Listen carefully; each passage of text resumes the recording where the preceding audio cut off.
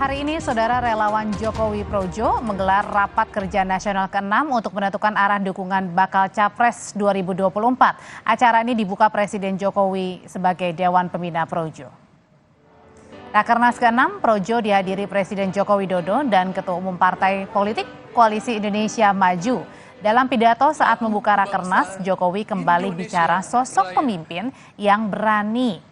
Jokowi meminta relawan tak terburu-buru dan tidak mendesak mengumumkan siapa capres yang didukung. Jokowi menyebut capres yang didukungnya tak hadir di Rakernas Projo. Siapa yang mau kita pilih?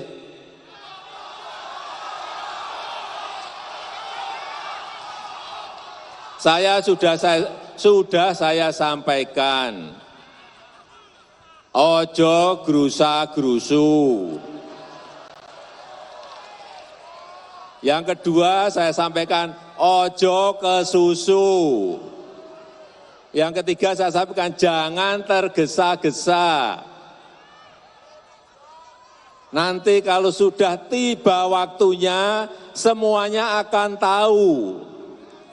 Jadi jangan mendesak-desak untuk hari ini saya ngomong siapa.